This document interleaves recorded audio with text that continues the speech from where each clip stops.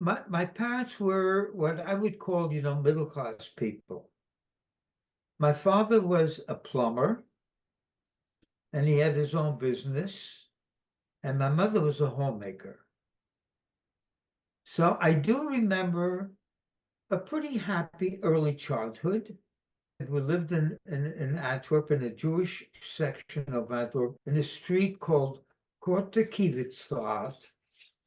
But at the age of 6.5, my parents sent me to kindergarten in an all-day Hebrew school. And it was while I was in first grade that my sister Lillian was born. She's 8 years younger than I am. Needless to say, it was a very happy occasion for us because World War II had already started. Belgium was invaded by Germany on May 10th, 1940, just a few months later. And when they invaded Belgium, my family, by the way, along with thousands of other people from Belgium, tried to flee Belgium to northern France.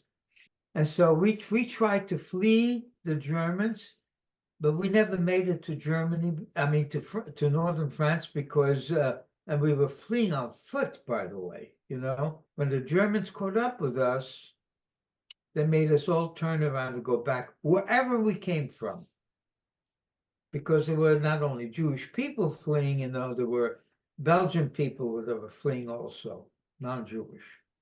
We went back to Antwerp, and even though my parents tried to reestablish a normal life, it lasted a very short time because very soon the anti-Jewish decrees and regulations, were issued. Like they got rid of all Jewish professional people, lawyers, doctors, school teachers, all Jewish owned businesses had to have signs on them outside on the windows or the doors saying they were Jewish owned businesses. And non-Jewish people were actually urged not to patronize those stores. And then it continued on. They put on a curfew for us.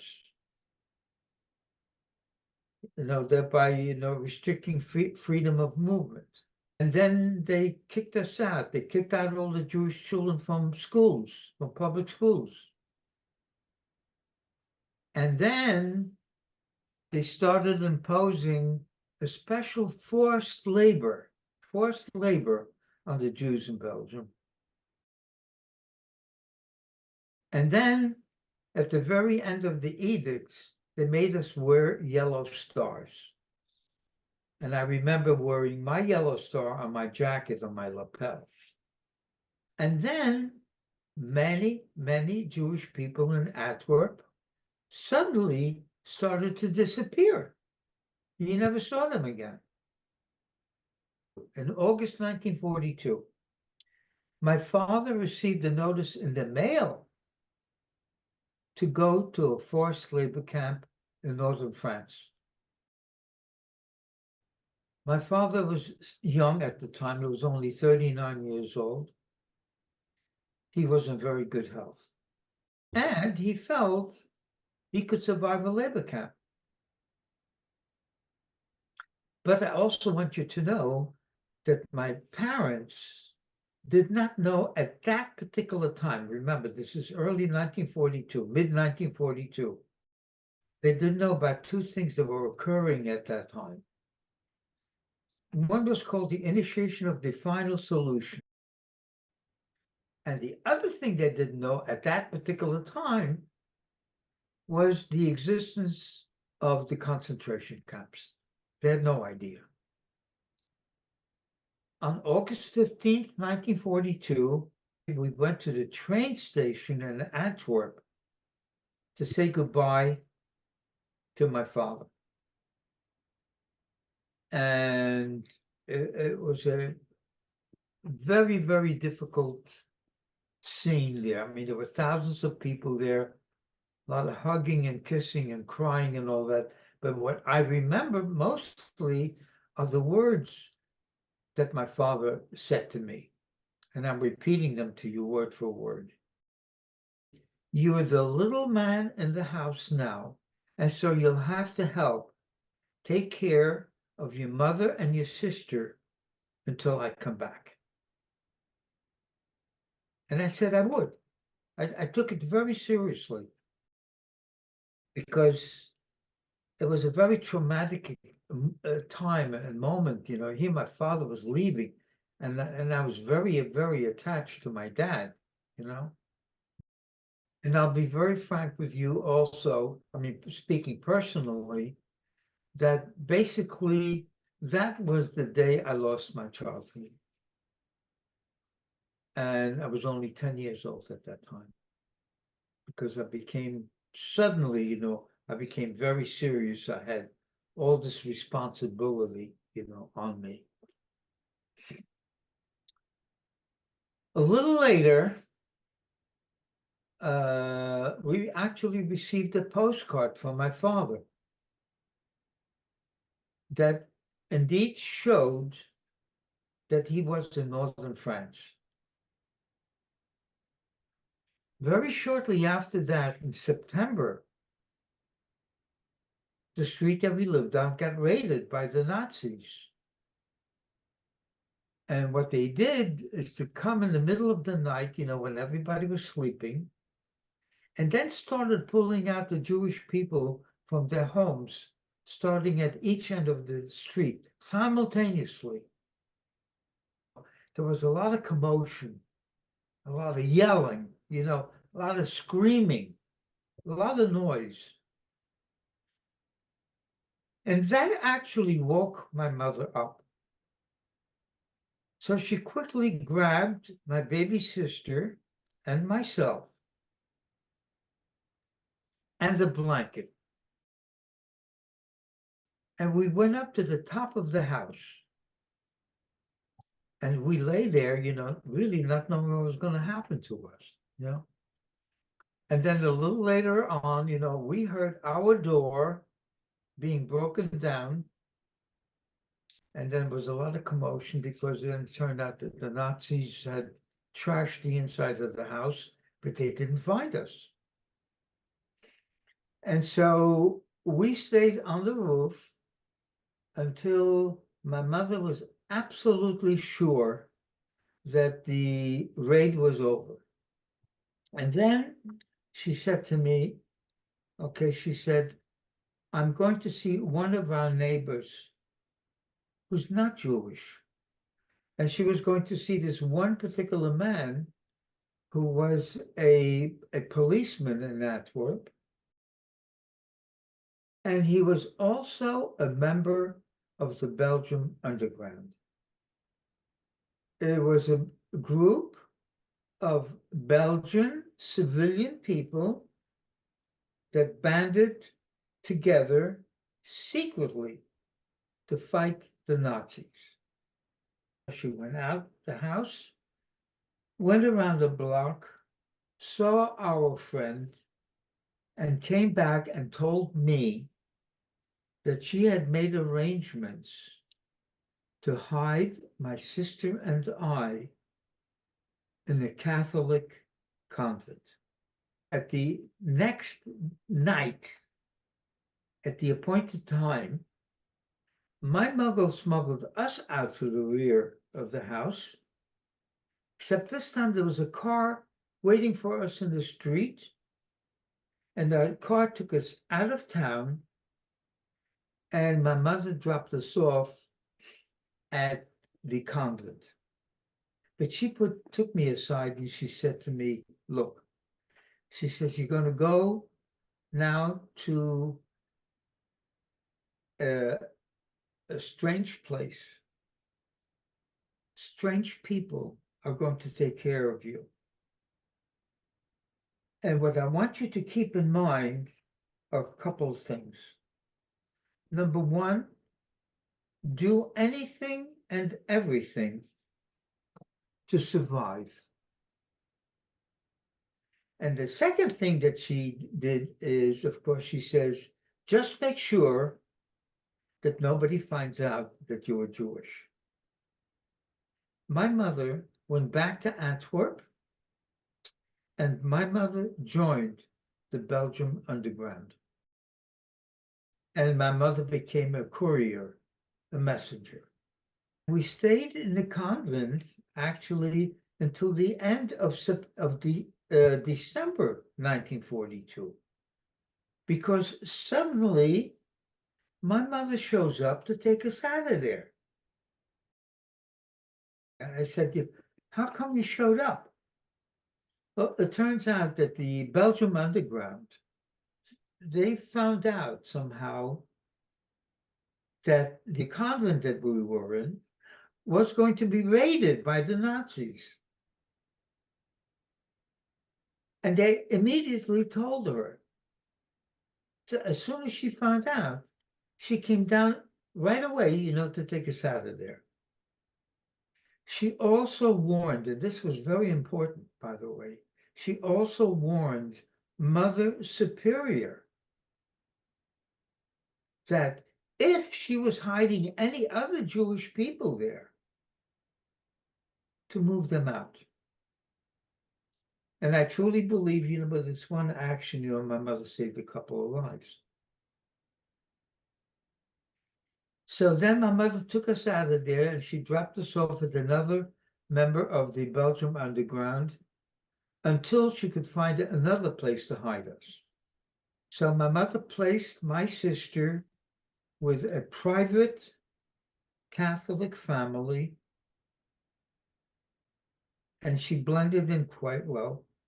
And they really were very, very good to her, and they loved her a lot. I, on the other hand, my mother decided to send me to a Catholic boys' orphanage in a village called Weelde.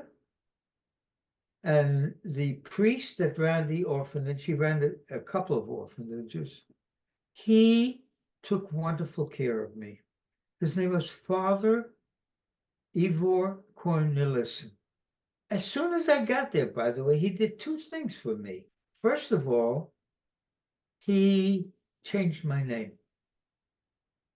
And my name became Willy Peters. And secondly, what he did for me is he gave me false baptismal papers. Indeed, for all practical purposes, outwardly, I was Catholic. I went to church every single day. And I also went to Catholic parochial school every single day. But Father Cornelissen was quite a smart man. He felt that it was too dangerous for me to stay in one place too long. He didn't feel comfortable with that. So after I stayed there for a few months, he transferred me to another orphanage that he ran. However, in May 1944, that orphanage that I was in was raided by the Nazis. And incidentally, I never found out how it happened, but I was caught. And the way I was caught, by the way, was very, very simple. Since it was a boys' orphanage, they made us all undress naked, and only the Jewish boys were circumcised. So that's how I got caught. Papers didn't help, nothing helped. And not only that, that's when I found out that there were 5 other Jewish boys there. We all kept it very secret from each other. So they took us to prison, and they questioned us. They wanted to know where there were more Jewish people in hiding, which we didn't know.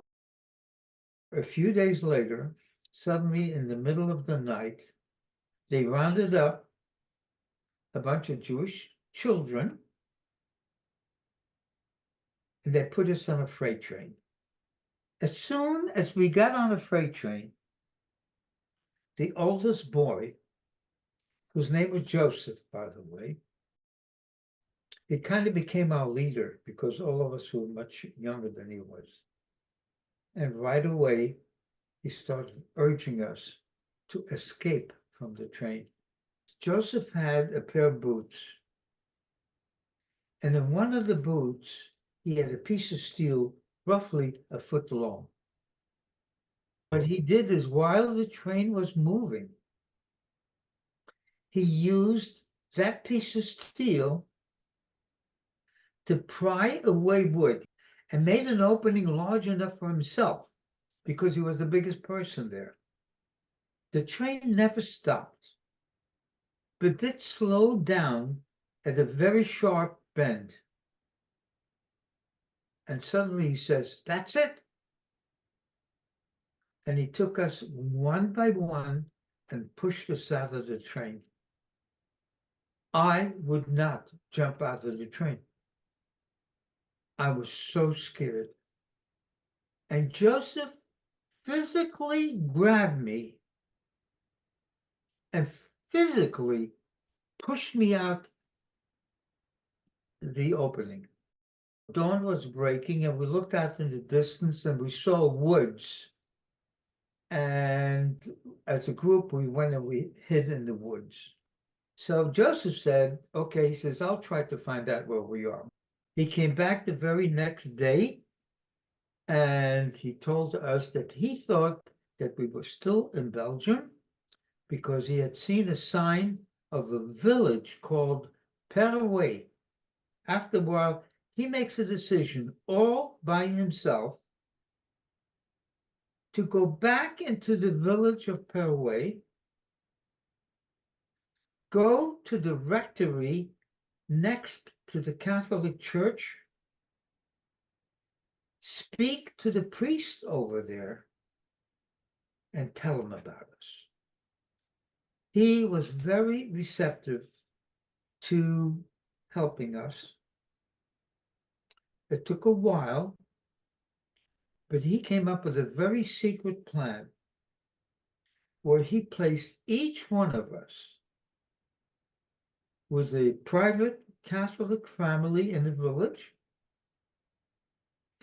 And by the way, each family thought that they had the only Jewish child. The people that hid me were called Monsieur and Madame Bautier, and they were wonderful, wonderful, wonderful people. And they hid me upstairs in the attic. So I would be able to go out at night to get some fresh air. And not only that, they were very nice to me. And they bought me a pet rabbit so I would have somebody to play with. We were liberated in the fall of 1944. And we were liberated by the American troops. So as soon as we were liberated, the Bautier family was really, they were wonderful, wonderful people. They were nice enough to start looking for my mother. It took a while, but it's with the help of the Belgian Red Cross that they found my mother in the hospital in Namur. While she was part of the underground, had kept track of me, to make sure that I was okay. And she found out that I had been caught. My mother was going to see another Catholic priest. He had very good connections with the Germans. And was there anything that she could do, not knowing where I was, was there anything that she could do to help me? The day she arrived in Namur for the appointment was also the day the Allies bombed the city. and my mother was caught in the air raid. And she completely lost her left leg, was completely severed from her. My mother is very, very sick, but she's alive. You know, I'm alive. My sister, I know my sister's alive. Our part of Belgium, not the whole of Belgium, our part of Belgium had been liberated. Now, all we had to do was to wait for the war to end in Europe, have my father come back so we could be reunited and we could be a family again. You know, we could start living a normal life like everybody else. But my mother, like I told you, unfortunately was very sick. She had lost a tremendous amount of blood. And I was put in a home. We stayed there until the war ended in May 1945. And very soon after that, more Jewish children started arriving, and all these children came back from concentration camps. And that is how we started to learn about the horrors of the Holocaust. And I have to tell you, that time was a wonderful, wonderful time. Except for me personally, it was a terrible time. And the reason was that while I was in that home, 3 different people had come back and told my mother that my father was not coming back anymore. That my father had died in a concentration camp called Auschwitz. And that was a very big blow to me personally because I was very attached to my dad. So in the meanwhile, also, my mother and my uncle had made arrangements that when he got back to the States, he would gather our family. My family used to live mostly in the metropolitan New York City area. He would get them to sponsor us, which they did. So they sponsored us, and we left Antwerp on a ship called the USS Marine Tiger. We left April 7th, 1948, and we arrived in New York Harbor 10 days later on April 17th, 1948. So that's when we went to Brooklyn in a section called East New York in Brooklyn. And that's where we started our life.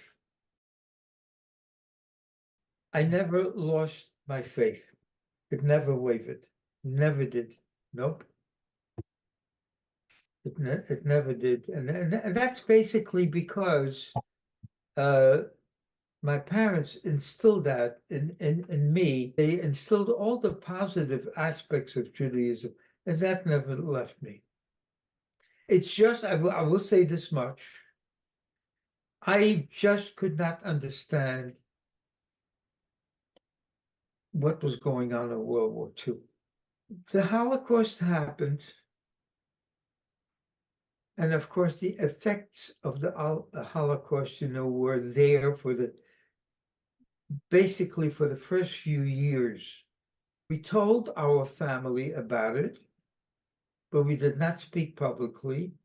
And basically, we didn't speak too much about it, amongst ourselves. It was something that we wanted to forget. We wanted to put in the past and go on with our lives. Like I made myself a promise once I got here, okay, that I would go to school. I would learn how to speak. By the way, I did not speak any English. I would learn how to speak English. Um, I would make new friends, and I would, by the way, that was one of my main goals. I would become an American citizen. It took 5 years to do that, to become an American citizen. And then I made up my mind, I'm going to try to live the American life. And I did. The only way that I started speaking is basically because of the Shoah Foundation. So they came to interview me here, and they were the ones that urged me to speak. Once I retired, I started speaking. And I am very, very, very happy, that I am speaking because it's important. I feel a very great responsibility because history is not being taught, my opinion, the way it should be taught. History is very important because that's how we learn how regimes, survived, how countries were created, how mistakes were made, how not to repeat the same mistakes. So that's why I feel it's really very important that I speak about the Holocaust and make it my business, to speak as much as I can. And unfortunately, Holocaust survivors are dying very, very rapidly. One of the things that I've been trying to find out is over all these years that I've been speaking, how many children did I speak to? And I can't find out, but I know it's got to be tens and tens of thousands. My life has been a good life. Believe it or not, I've lived the American dream. I am extremely proud to be an American citizen, number one. I love our country. It's been good to me. All I can say to you, things have changed dramatically, dramatically. Since I came here in 1948 to now, in 2024.